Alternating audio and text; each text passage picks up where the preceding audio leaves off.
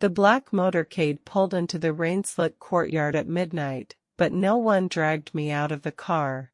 I stood in the master suite of his cliffside fortress, bracing for iron locks and brutality.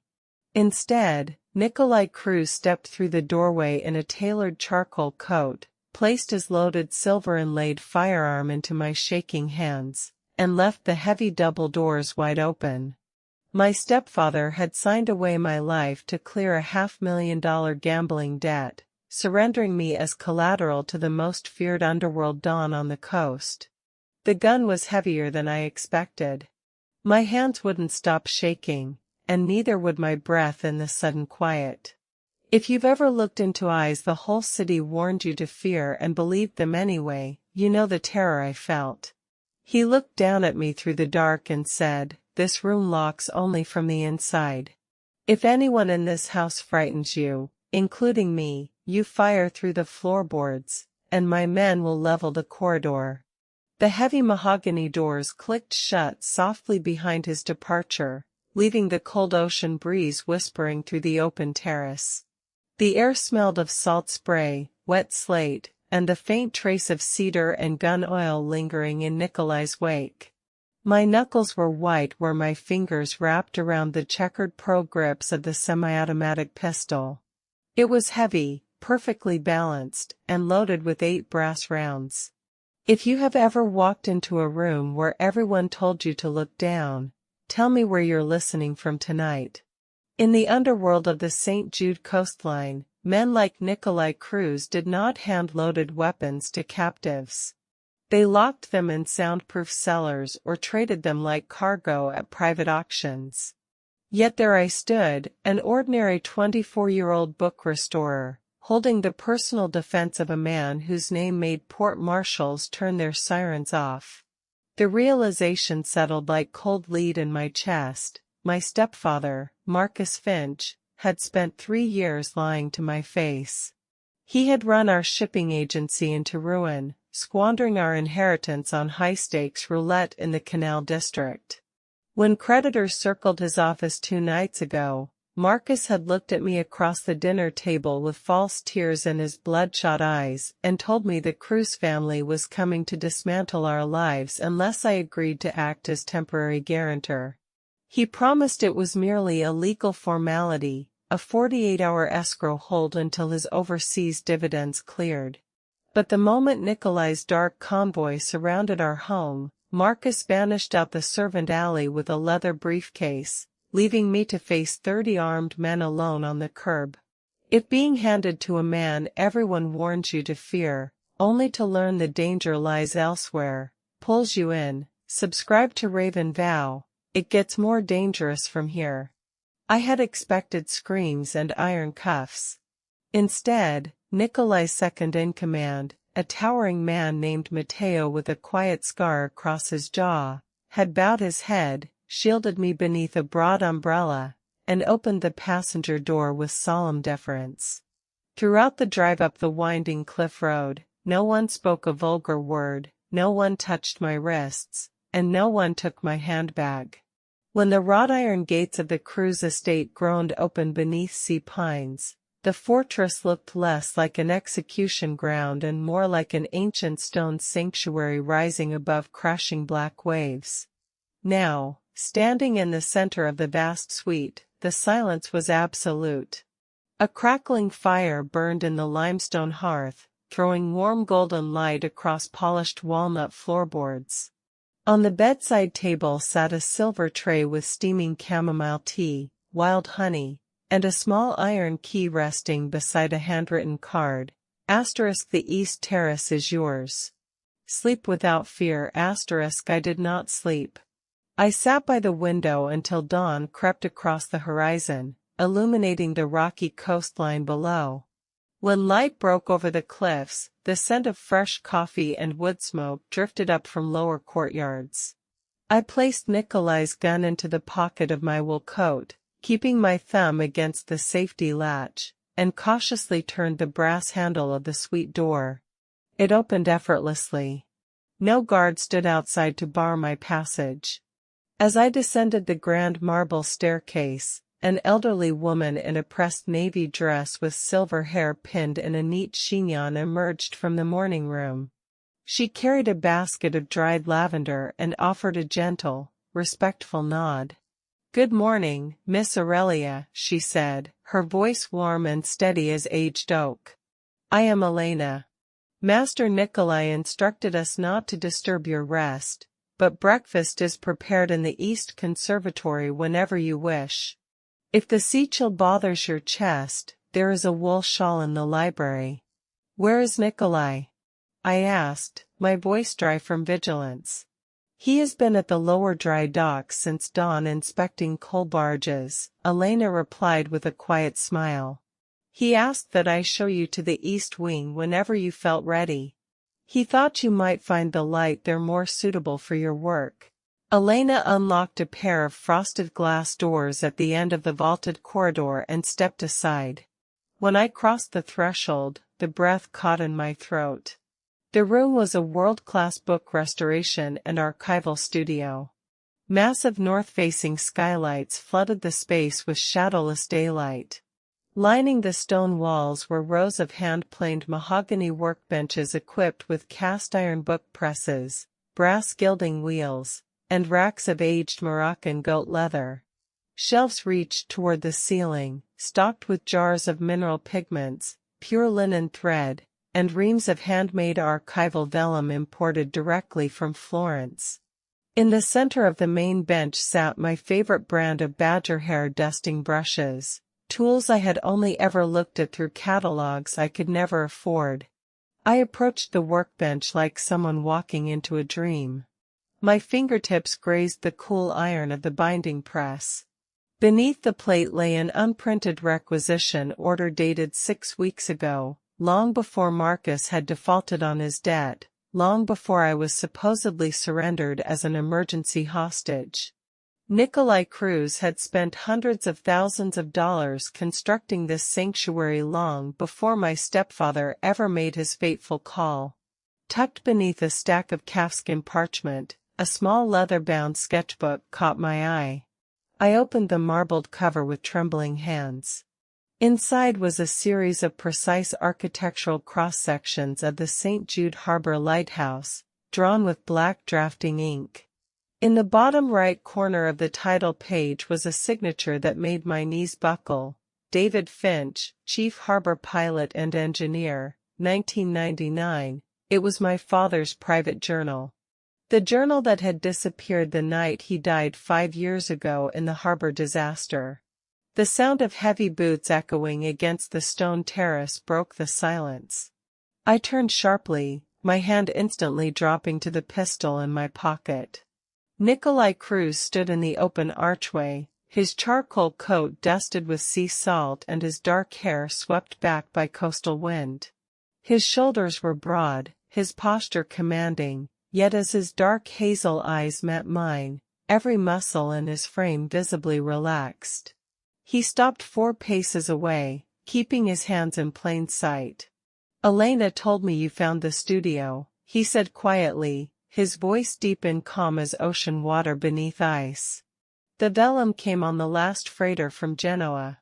If humidity is too high for your adhesives, the ventilation registers behind the hearth can be adjusted." "Why is my father's journal here, Nikolai?" I demanded, the name foreign and dangerous on my lips. "Why did you build this room 6 weeks before Marcus ever owed you a dime? What game are you playing with me?" Nikolai looked at the small book in my hands, a subtle shadow passing across his carved jaw. He leaned back against the heavy doorframe, crossing his arms with deliberate restraint. "Your stepfather is a coward, Aurelia," Nikolai answered, his tone dropping to a lethal, quiet register. "Marcus didn't lose that money at a roulette table. He stole $500,000 in syndicate-bearer bonds from our shipping escrow, and when auditors closed in, he ran straight to Dorian Brandt." The name sent an icy shudder down my spine. Dorian Brandt was the tyrant of the inland cartels, a man notorious for taking the daughters of bankrupt merchants and selling them to overseas syndicates. Marcus drew up a private deed with Brandt 2 months ago, Nikolai continued, his eyes holding mine with unwavering intensity. He offered to hand you over at the canal docks for forged transit visas and 300,000 in cash. Brandt's men were scheduled to raid your home yesterday at midnight. The only way I could pull you out of his crosshairs without an immediate turf war was to call Marcus's debt due 24 hours early and demand you as collateral under the Harbor Accord. You intercepted me, I whispered, the truth clicking together with devastating clarity. I took you, Nikolai corrected softly, because behind these walls, no man alive can touch you without walking through me first. And the gun? I asked, my voice barely audible above the surf. Why give me the power to shoot you in your own house? Nikolai looked down for a brief moment, a faint, humorless smile touching his mouth. When he looked back up, the raw, possessive sincerity in his gaze took my breath away. Because 5 years ago, your father died saving my 8-year-old sister Clara from a burning passenger ferry in the Central Channel, Nikolai said. He stayed at the helm until the hull cleared the oil slick, giving my men enough time to pull Clara from the lower deck before the fuel tanks ignited. I made a vow over his grave that no predator in this city would ever lay a hand on his daughter. But I knew what the streets say about me. I knew you would look at me and see a monster. I gave you the gun so you would know that inside this house, your sovereignty is absolute. You are not my prisoner, Aurelia. You are the guest of honor in a fortress built on your father's sacrifice. Before I could speak, the rapid ringing of a telephone shattered the quiet. Mateo appeared in the corridor, his face grim. He caught Nikolai's eye and gave a single, urgent nod. Don Cruz, Mateo said. A black dispatch car just arrived at the lower checkpoint. It's an envoy from the Brandt syndicate, demanding to speak regarding the Finch contract.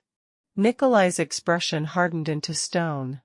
The quiet protector vanished, replaced in an instant by the ruthless dawn of St. Jude. He adjusted his cuffs and turned toward the door. Stay in the studio with Elena, Nikolai commanded, his voice cold. Keep the doors locked until I return.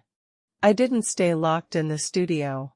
As soon as their footsteps faded, I slipped onto the high balcony overlooking the lower entrance. Freezing mist fell across the cliffs. Below, 3 armed men in black leather stood beside an armored sedan, facing Nikolai and a dozen Cruz enforcers. The lead envoy held up a sealed crimson folder bearing Brandt's serpent crest. Don Cruz, the envoy sneered, his voice carrying up the stone walls.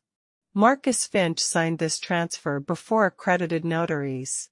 Miss Aurelia Finch belongs to Lord Brandt. Surrender her now, or Brandt shuts down your coal freighters across the northern canal. Nikolai took 3 slow, deliberate steps toward the envoy, hands resting inside his coat pockets. The air seemed to drop 10 degrees. Tell Dorian Brandt, Nikolai said, his tone smooth and deadly, that Marcus Finch is an embezzler and a dead man. The Finch bloodline is under the eternal protection of the Cruz family crest. If a single one of Brandt's vehicles crosses the river bridge after sunset, I will burn his lumber mills and feed his lieutenants to the harbor eels. Now get off my mountain before I decide your car belongs in the ocean. The envoy backed away, his arrogance evaporating under Nikolai's lethal stare. He scrambled into the sedan, tires screeching on wet gravel as the vehicle fled through the iron gates. That evening, a quiet stillness settled over the estate, though armed sentries patrolled every gate. At 8 o'clock, Elena brought me to the private dining room. Sitting at the long mahogany table was a delicate 10-year-old girl with dark curls and wide, intelligent hazel eyes. When she saw me enter, her face lit up with radiant warmth. "You're Aurelia," Clara said, walking toward me without fear. "Nikolai told me all about you. He said you have your father's hands, the hands that can fix anything that's broken. Tears pricked my eyes as I knelt to her level. Did he? Clara nodded, pulling a small silver chain from beneath her wool sweater. Hanging from the link was a tarnished silver anchor medal, polished smooth. Your daddy gave this to me right before he lifted me onto the rescue boat. He told me the Cruz family always keeps their promises. Nikolai has a matching one in his desk safe, right next to the master ledger. My heart pounded. What ledger, Clara? The one where he keeps family vows, she whispered. He wrote your name on the first page the day after the fire. Later that night, as the clock struck 11, I went to see it for myself. The estate was silent, illuminated only by low amber sconces. Nikolai's private study was on the third floor, its heavy oak door slightly ajar. A single green banker's lamp glowed on the leather-topped desk. I stepped inside, the thick rug muffling my footsteps. On the desk lay the syndicate's debt register, bound in calfskin and stamped with the Cruz wolf and anchor seal. I turned the heavy vellum pages to the section marked Finch Shipping Agency. Marcus Finch's debt of $500,000 was detailed in cold figures. But directly across the entry, written in bold crimson ink and signed by Nikolai Cruz, was a single declaration, * debt acquired and retired in full.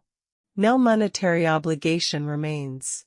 Miss Aurelia Finch is recognized as sovereign protégé of the estate. Any attempt to claim her AS property is an act of war against the Don. * He hadn't accepted me as collateral.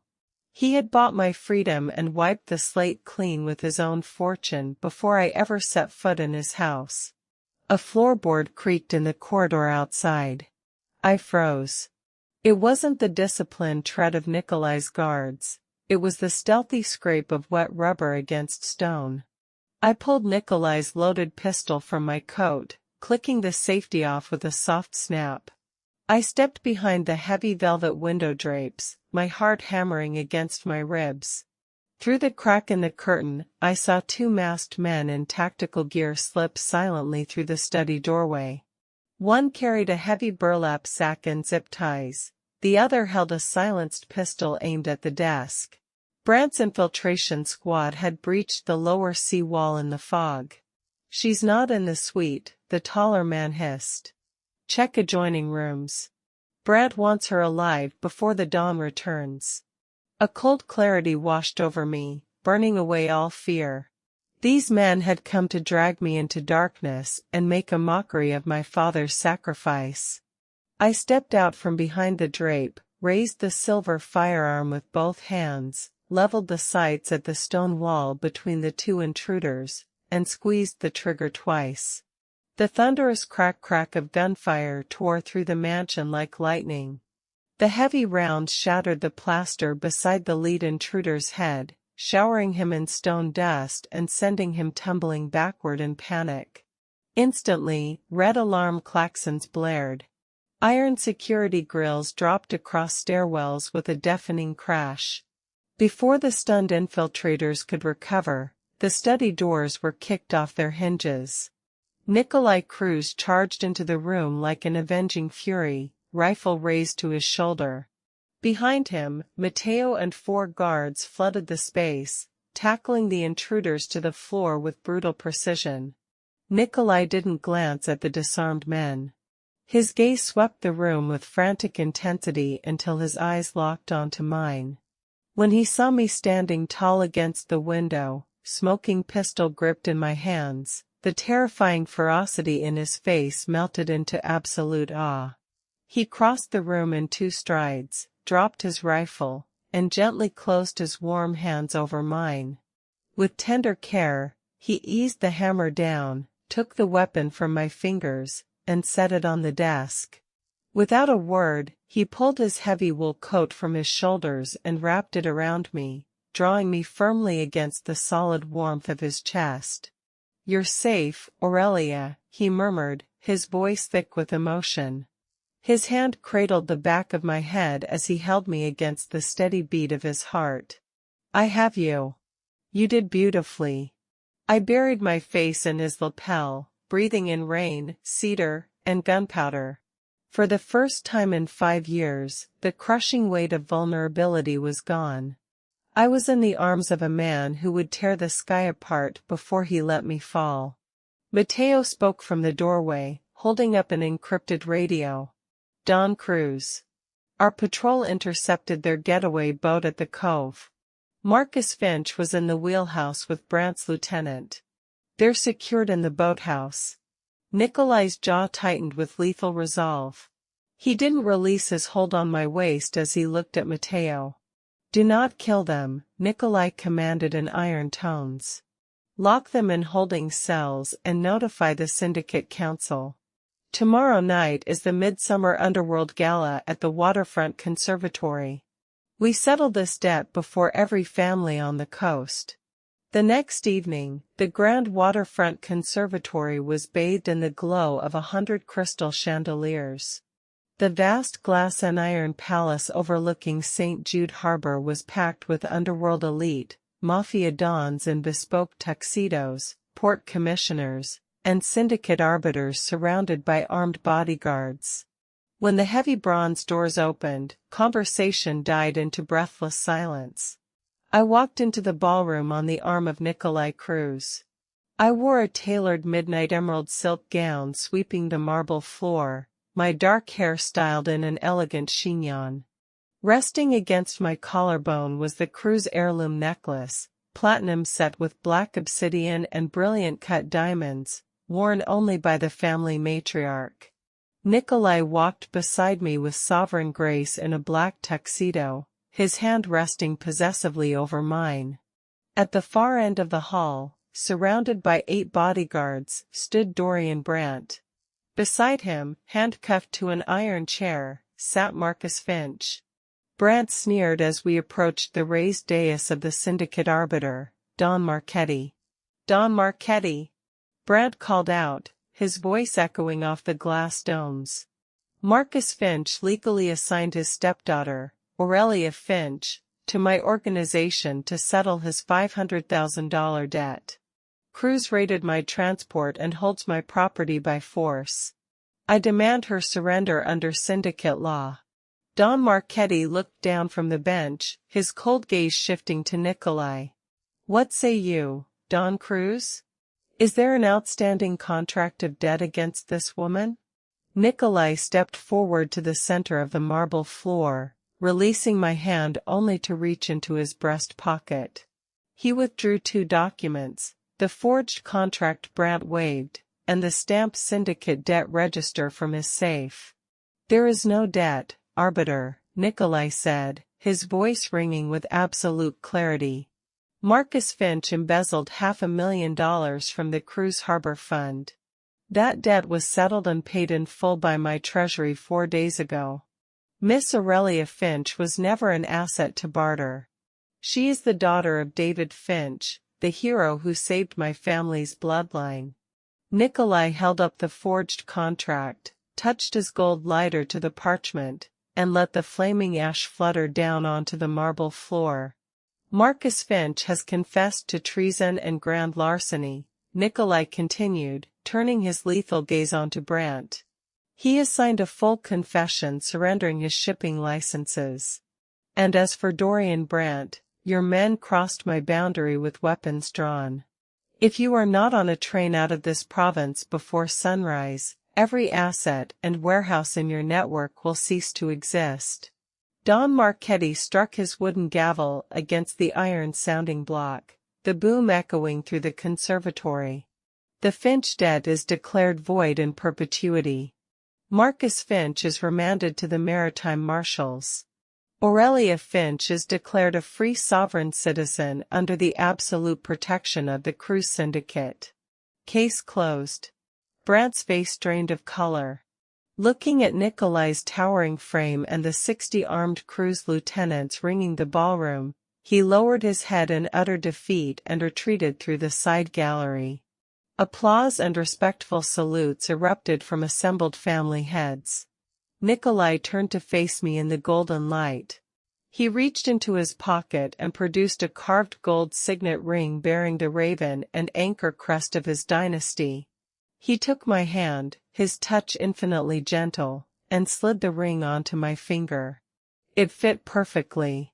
"You were never collateral, Aurelia," he whispered, his eyes shining with unyielding devotion. "You are my queen. If you want to leave this city tomorrow, a private train is waiting with full independence. But if you choose to stay, this entire empire is yours to command." I looked down at the gold ring gleaming on my hand, then up into the steady eyes of the man who had burned every chain that bound me. I smiled, stepping closer until our shadows merged in the chandelier light. "I spent my life being treated like a debt to be paid," I said softly, resting my hand against his cheek. "I'm not running anymore, Nikolai. My home is with you." 3 days later, morning sun rose warm and golden over the Cliffside estate, casting long rays through the skylights of the restoration studio. On the mahogany workbench, a newly bound leather edition of my father's harbor journals lay open beside the silver anchor medal and the Cruz signet ring. I stood by the terrace doors, breathing in the salt breeze as Nikolai's arms wrapped securely around my waist from behind, his chin resting gently on my shoulder. The city below was calm, freighters moving in quiet harmony across sapphire water. I had been handed over as a hostage to a ruthless king, only to discover that the most dangerous man in the city was the only one who would give his life to keep me safe. Sometimes the greatest danger in this world isn't the predator standing in front of you, but the family who was supposed to protect you all along. When a powerful man risks everything to give you freedom instead of chains, would you walk away to safety, or would you stand beside him and claim his empire? Tell me your thoughts in the comments below, and if dark stories of fierce loyalty, undeniable passion, and earned protection touch your soul, subscribe to Raven Vow and join us for our next journey.